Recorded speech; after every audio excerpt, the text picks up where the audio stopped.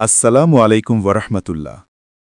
বন্ধুগণ, আপনাদের সবাইকে স্বাগতম জানাই আমাদের আধ্যাত্মিক রহস্য জগৎ চ্যানেলে।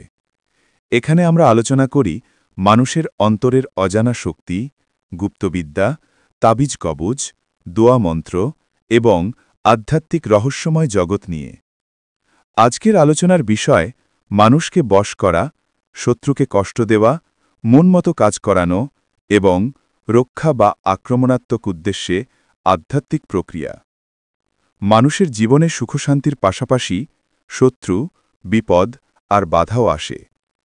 অনেক সময় শত্রু আমাদের অকারণে কষ্ট দেয়, ব্যবসা বাণিজ্যে বাধা দেয় বা পরিবারে অশান্তি সৃষ্টি করে।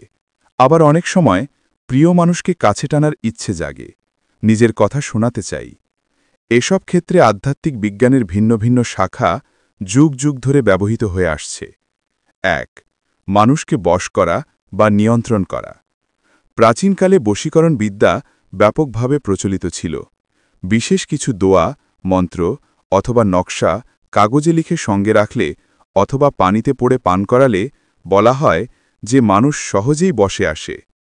এই শক্তি ব্যবহার করা হয় কাউকে নিজের প্রতি আকৃষ্ট করা, ভালোবাসা অর্জন করা বা কারোর মনমতো কাজ করানোর জন্য।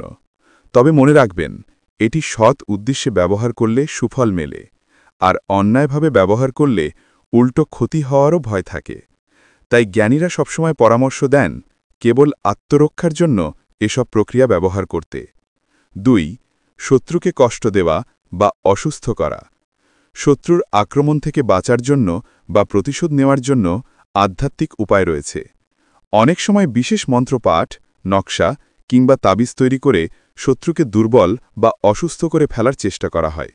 তবে এই অংশটি বেশ ঝুঁকিপূর্ণ, কারণ অন্যকে ক্ষতি করার শক্তি প্রয়োগ করলে তা নিজের ওপরও প্রত্যাবর্তন করতে পারে। তাই জ্ঞানীরা সবসময় পরামর্শ দেন কেবল আত্মরক্ষার জন্য এসব প্রক্রিয়া ব্যবহার করতে। ৩. মনমতো কাজ করানো। মানুষের মনের জগৎ অত্যন্ত রহস্যময়। কারোর মনে প্রভাব বিস্তার করে তাকে মনমতো কাজ করানো সহজ নয়, কিন্তু আধ্যাত্মিক বিজ্ঞানের বিশেষ প্রক্রিয়ায় তা সম্ভব বলে বিশ্বাস করা হয়।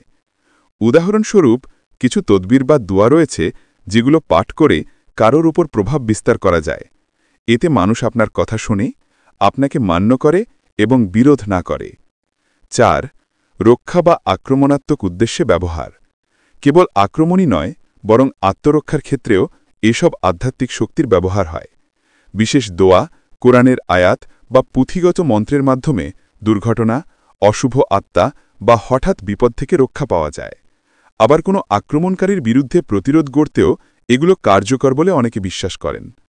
বন্ধুগণ, আধ্যাত্মিক জগতের এসব রহস্য হাজার বছরের পুরনো। তবে এগুলো সবসময় সৎ উদ্দেশ্যে ব্যবহার করা উচিত, কারণ অন্যকে কষ্ট দিলে তার ফল ভোগ করতে হয় নিজের জীবনেই। তাই আমরা সবসময় বলি, আধ্যাত্মিক শক্তি ব্যবহার করুন নিজের মঙ্গল ও কল্যাণে, অন্যের ক্ষতি নয়। যদি আপনাদের এই ভিডিও ভালো লাগে তাহলে লাইক, কমেন্ট ও শেয়ার করতে ভুলবেন না। আর নতুন নতুন রহস্যময় আধ্যাত্মিক জ্ঞান পেতে আমাদের চ্যানেলটি সাবস্ক্রাইব করুন।